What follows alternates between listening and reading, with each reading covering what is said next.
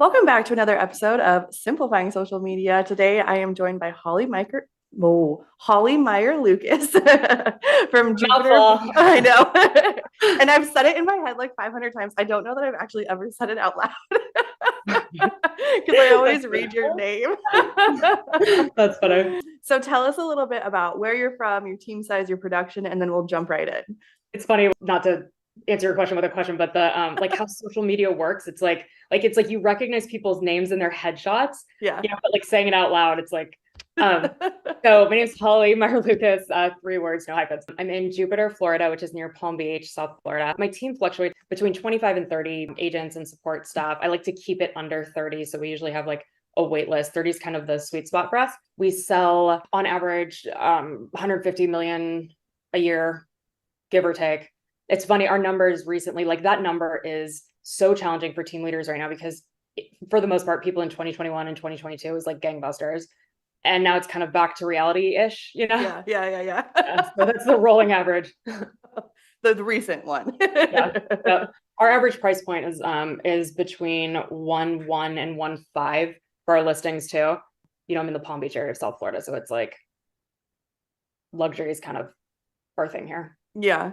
What's like the square footage of a house in your typical farm? This is a good question. So we do a lot of like oceanfront condos, waterfront estates. So I've sold everything from a 20,000 square foot house to I think the smallest home I've ever sold is like 800 square feet. So Okay.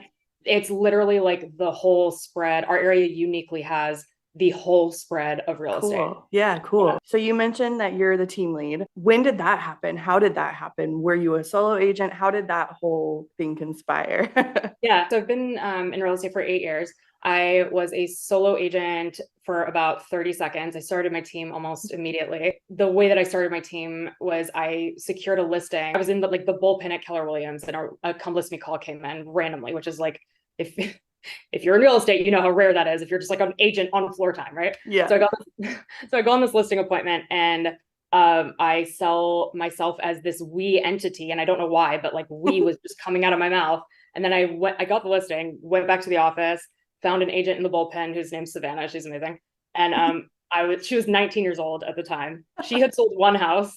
I had done one rental. So collectively we had done deals. And Yes. so she joined my team. And then by the end of the year, I had like 5 team members. I've scaled intentionally slowly because for me, the support, the marketing support to agent ratio has to stay in balance. Yeah. And is that, you mentioned 30 was a sweet spot. Is that part of it? Yeah, it is. With 30, I can personally pitch to any of our clients, each person on the team and what they do. Yep. Once it goes above that, it just gets, I don't know, this is a personal business, man. And also running a wait list gives us a lot of leverage too with the agents that we do have, because it's kind of one in, one out. Yeah, absolutely.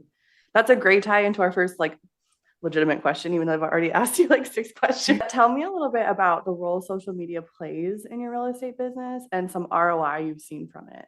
Oh my gosh. So social media is absolutely everything. So 8 years ago in 2015, Instagram was really this space that was such a white space for real estate agents. It was right when pages and Facebook were like, they were just really rounding that out on Instagram at the time.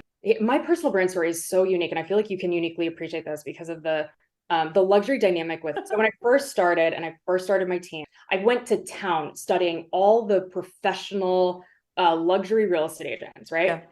Just dissecting their business cards, their logos, what they drove, what they ate, what they wore. And I tried to be that agent. Like I would wear these suits, and I had this logo that was, a Canva design logo. It was just this like black and white, like Daheim group. Oh, that's a whole other story. But I tried to be that because I wanted to sell luxury. And I have my personal niche is with in sports and entertainment with professional athletes. So it was really important to me that they saw me as this like luxury agent, right? Who is the 60-year-old man driving the Mercedes, Yeah.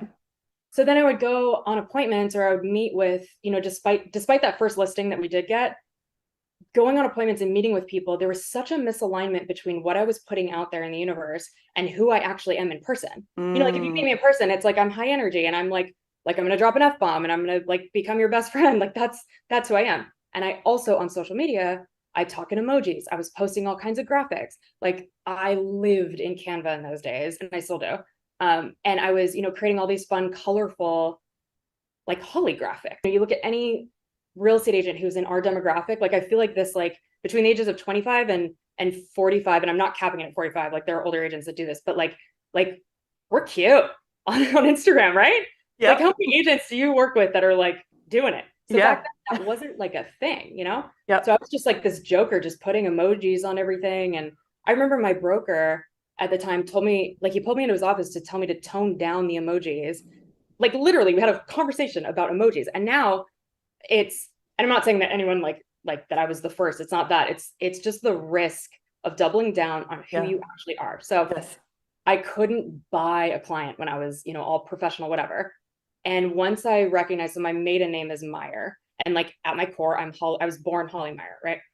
So once I realized, and this was a client actually pointed this out to me, that our logo should be the Meyer lemon, not this like random whatever, like whatever I was trying to do. So I like leaned so far into being not your dad's realtor. Like that was literally my tagline forever.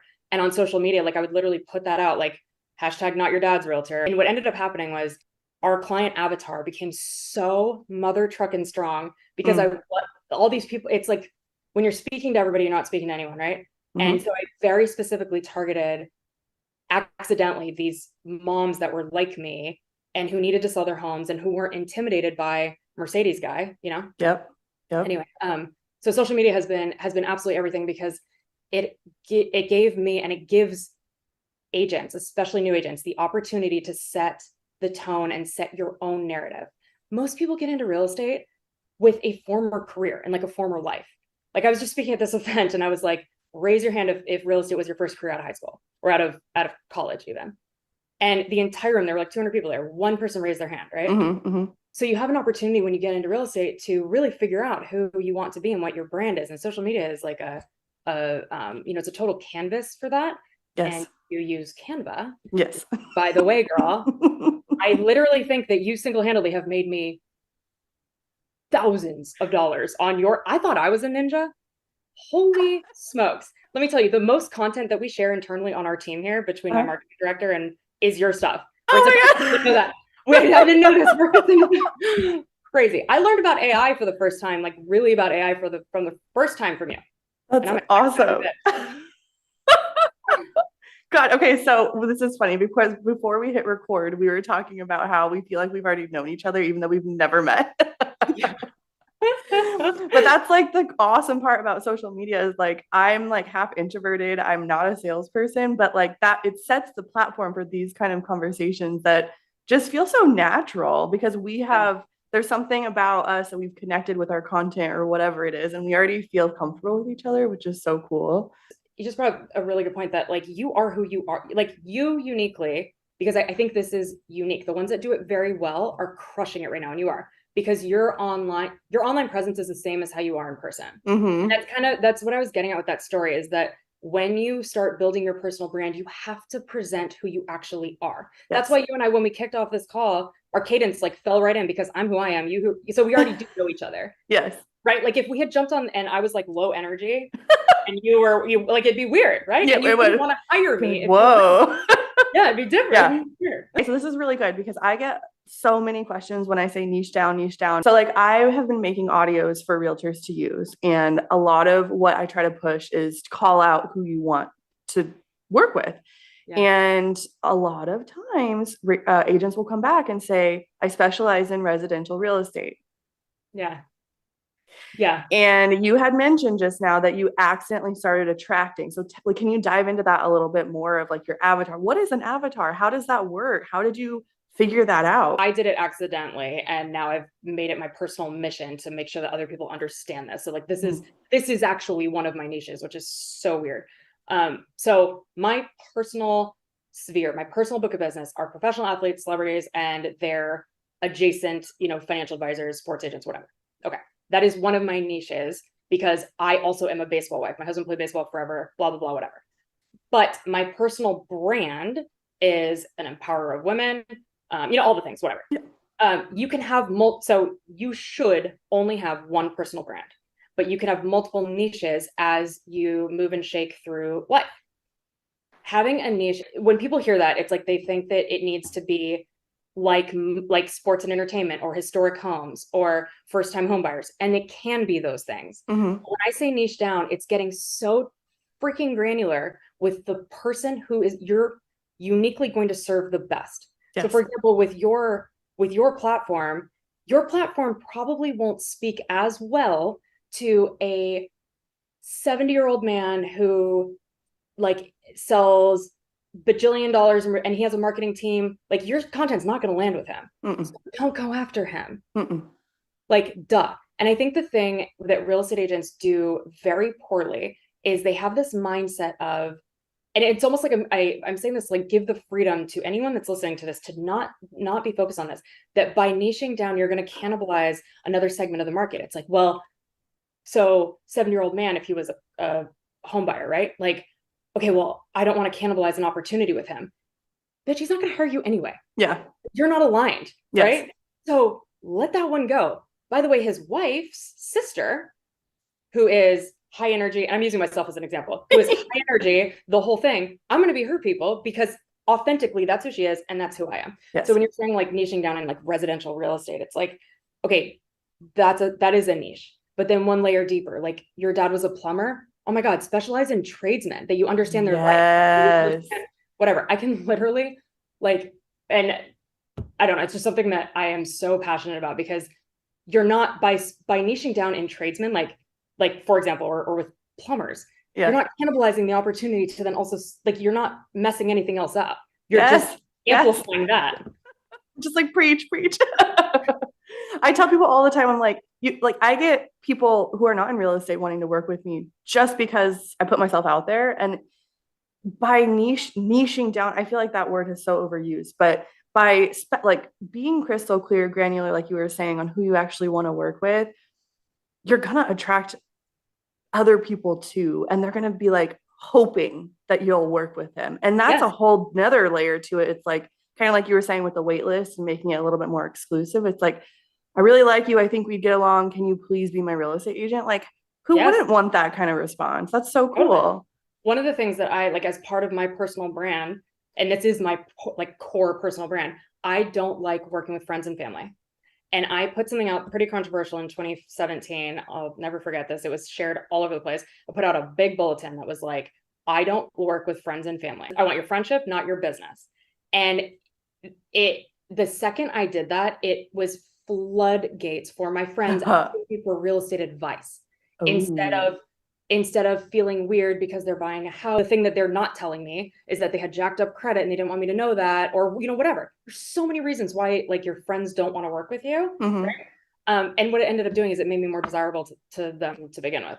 Right. But the reason why I put that out there is because as part of the layer deeper is I'm very uncomfortable, like working with people that I'm also friends with. So by putting that out there and like releasing that, like part of my arguable niche is not working with friends and family, right? Like you can literally like niche down on anything because what you're trying to do is you're trying to attract the people that are going to be the slam dunk clients. Yes.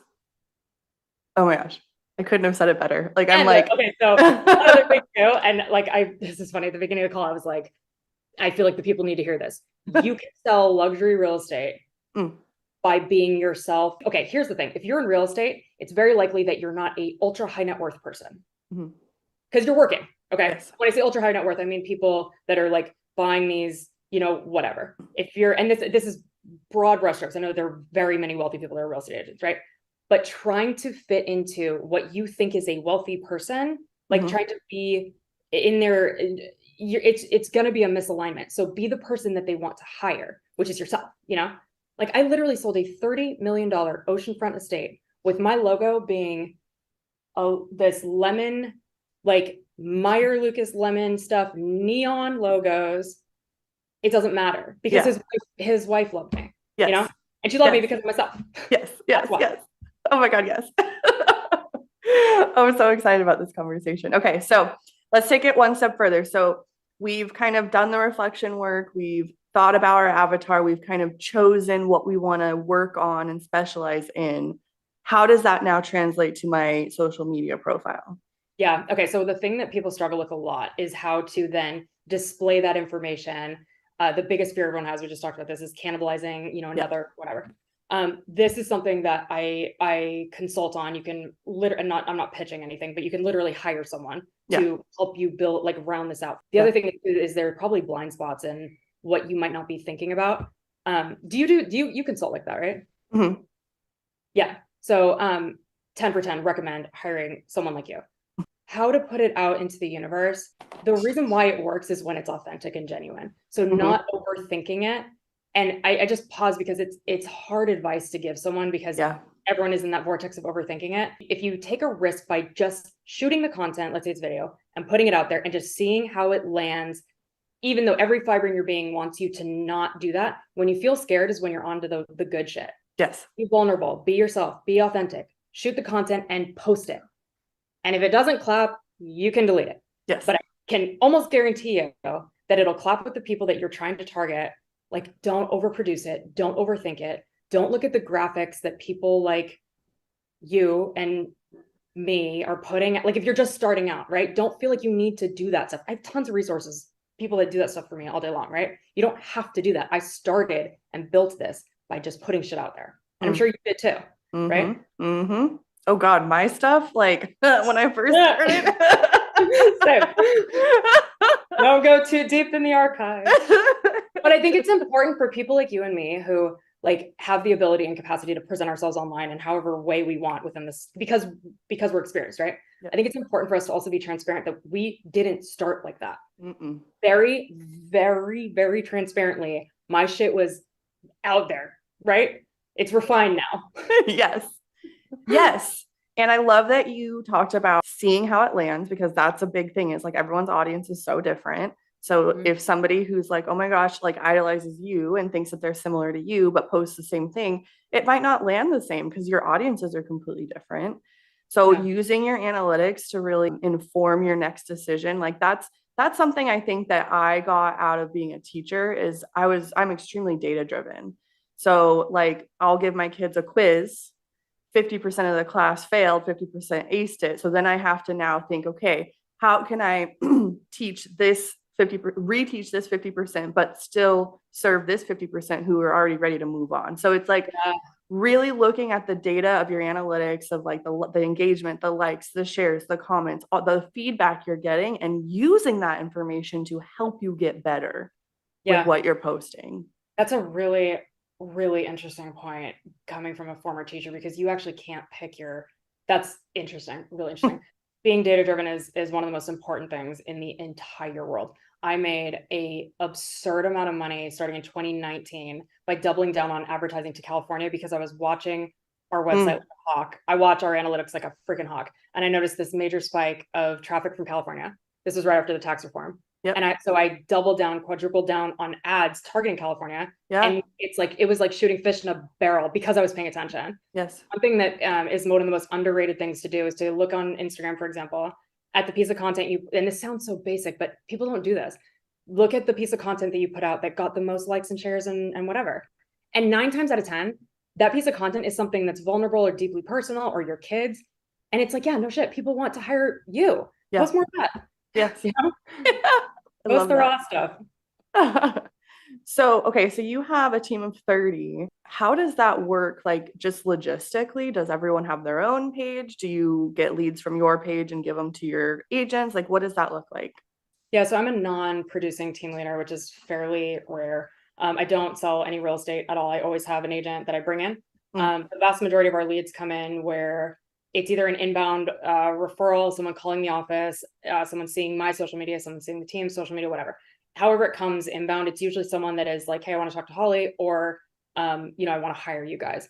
So our leads are very like curated as they come in. We do Zillow and all the other stuff too. But so my chief of staff will have a onboarding conversation with the buyer, if it's a buyer or a seller. And then we'll match them with the agent on the team that feels like it's going to be the best fit, both on the product they're selling and the person that they are. Yes. If you're a newer agent or you're trying to break into a different market segment, co-listing with another agent at your brokerage, it gives you the breadth. So if you're going on a listing appointment, for example, by bringing in another agent, you're almost widening your base on what is going to land personality wise with the other person. So we do that. We'll send, we never list anything. without more than one. It's always two. We do everything in pairs. On the buy side, I have a chief of staff though that is probably the best hire that I've ever made. We're going on 3 years together. She, as a harebrained entrepreneur, you're actually one of the few like introverted entrepreneurs that I know, which is really like when you said that at the beginning, I was like, that's really, and former teacher too, data driven, like that's a really unique profile. Yeah. Which is why actually you're so valuable to us as scatterbrained entrepreneurs. Yes. Yep. Like I would argue that your audience is probably a lot of scatterbrained creatives, right? And that's really a lot of like, I get a lot of feedback on that, as I'm really good at taking just a big idea and being like, okay, step 1, step 2. Yeah. Yes. So that exact personality type is my chief of staff. So she takes everything that I brain dump onto her. But the most important thing is that she interviews our agents and does a really good job of managing the agents. And like, so I'm not, because I'm the fun uncle always. We would have a pet chinchilla in this office if I was in charge of that kind of stuff. Oh my God, yes. That's fabulous. Yeah, my dad always preached like, keep talent around, like, find the good people and make sure that they're happy, and they will outperform anyone that you give 500 raises to. So true. Just really finding like that good fit. So that's awesome. It's so true. And in the real estate space, that is one of the hardest things, not on the support staff side. So I have, my marketing department, interns, the whole thing. My girls are like rock solid on that side.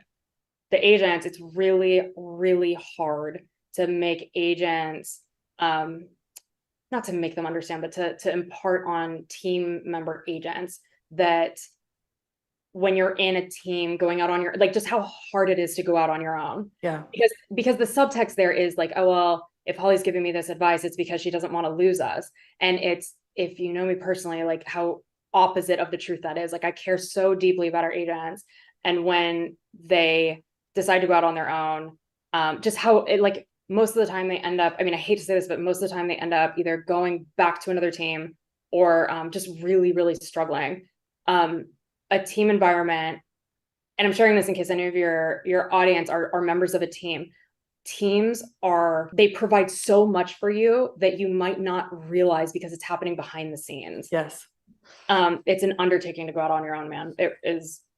So we do have, our turnover rate on the agent side is, it is what it is. It's, in the industry is just like that in general, which is challenging. But. Yeah. Yeah, I would never want to be an agent. I don't think I'd be good at it. But if I was, I would join a team like 100%. You would be a good agent. I know, but because you're more valuable. You're so freaking valuable, girl. Like I can't even tell you. Like I'm telling you, I thought I was a ninja, and my ego is. Every time I go on your page, every single time I learn something that's like not even just like, oh, that's interesting. It's something that's like, what? Okay, like part of that's Canva. Realtors. But part of that's Canva because they're just blowing up with you. Okay. Have you seen the Adobe Creative Cloud ads? Have they been targeting you? No. They're coming for Canva. It's really funny. They have like influencers now, micro influencers that are they're trying to make it seem like it's as easy as Canva, which I love. Like it's like meaning this behemoth of Adobe, like Canva has encroached on. Yes. That's amazing. Yes. And it's like, I'm obsessed with the girl who created Canva. Yeah. She's like, she's my idol.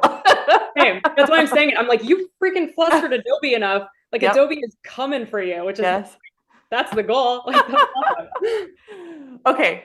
Bringing it back. All right. I am your personal nightmare.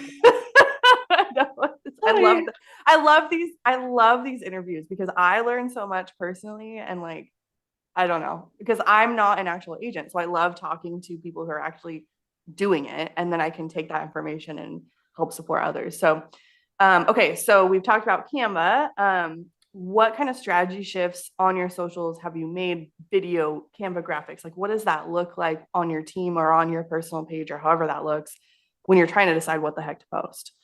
Yeah. So my personal page is at the moment, so for the last couple of years, it's been, I don't do the like curated timeline stuff because that was really slowing me down. I'm a creative at heart, and my personal stuff was like, I was finding that it was more important for me to get out the authentic stuff than to overproduce it. So my feed is not pretty. And by the way, you can gain a following without it being pretty. If that slows you down, don't do it. Like Yes. back to,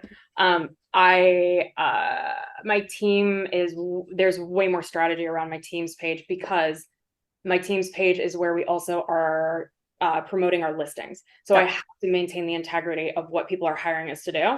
And so I think that one thing that with social media that I am kind of a stickler for and passionate about, and I'm curious about your opinion about this. When I got into real estate, I took my personal Instagram page and I made it my real estate page. I didn't do a business page. I started my business page when I started the team page. But I think agents make a mistake by creating, when they're solo agent, by creating from jump a page that is their real estate page. Your friends are going to be your hype girls and your cheerleaders. Like, give them your real estate stuff. Yep. I'm kind of a stickler for that. What's your opinion about that? I agree. I love the idea of having a team page if you have a team of 3, 4 plus. But if you are by yourself, you're creating double work for yourself. You're starting from scratch with no audience. And the people who are going to trust you the fastest are your SOI, and they're on your personal page. So you might as well just take the shift. I mean, real estate is part of your identity now. I mean, it should appear on your personal page. Yeah. But I will say, because I know I have some clients who like the privacy of having two separate. Yes. So, and I just trained on this yesterday, is using the collaboration feature on specific posts. So when you're going to post and hit tag people, invite yourself, like your personal page or your business page, as a collaborator. That one will show up on both pages and you'll get access to both audiences. So that feature I'm loving recently because of conversations like this. That's exactly my philosophy on it. That collaboration thing changed my entire personal strategy. 10 for 10 on Instagram doing that. So my thing with this is always double down when it works, bail when it doesn't. Yes. So, and because the algorithm, don't focus on what is exactly working for you, and pay attention to what's happening at a macro level. So follow accounts like yours to pay attention to what's happening. But then if it's not working for you, double down on what is. Yes. That simple. Yes. The other thing is focus on where your audience is. I remember back in the day, I tried to do Snapchat because it was the new thing, whatever. But my audience are it's rich tennis wives. They're not on Snapchat. Their kids are. But so I wasted all this time. Those are your audiences. Yes. It happens all the time where older agents will at our MLS committee meetings, for example, they and God bless them. The veteran agents in our industry are the beating soul of our industry. How people sold real estate before the internet. I know. Here, I'll show you. It's a postcard is what it is. What was it? My parents built their business on mailers. Oh, I love that. Yes. Yes. Okay. So my business comes a lot from social media, but actually my real business comes from direct mail. My real beating heart of my business comes from direct mail. I bought a commercial grade printer that costs more than a car 2 years ago, so that I could pump out postcards in real time. You would love it. Love it. Oh my God. My sister's a teacher, and every time she's at my office, she's like, the booklets and the binding and the glossy and the so funny. Wait, I love that. I've never heard of anyone doing that before. I'm obsessed with it. I pepper in on my feed, I pepper in stories about it because it was a heavy lift. Let me just explain this. It was a heavy lift technology wise. I am very tech savvy. So don't try this at home if you're not, if you love technology, you would live for this. And by the way, when Canva did the CMYK export, and they just started doing that. Yep.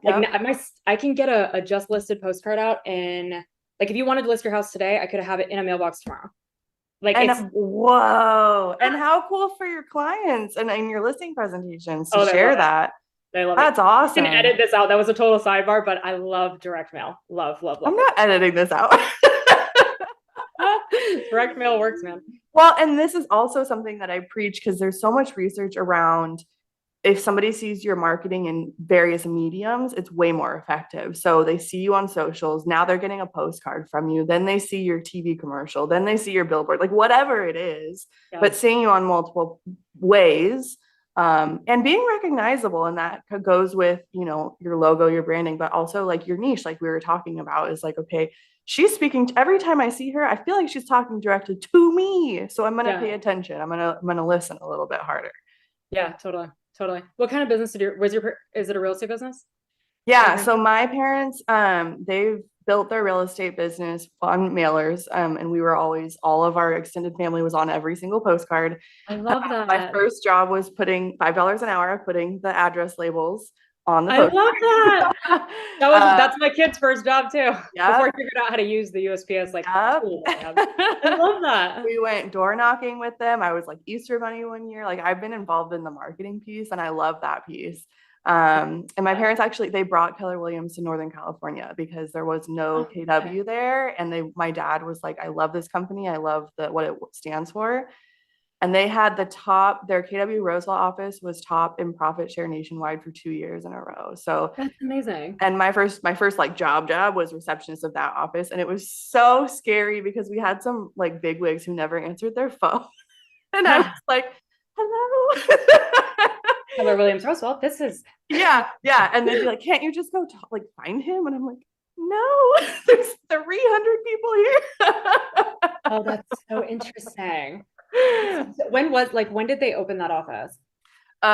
They opened it in 2000 was like the grand opening. And then we moved to the office building that is still like where they are today in like 2011.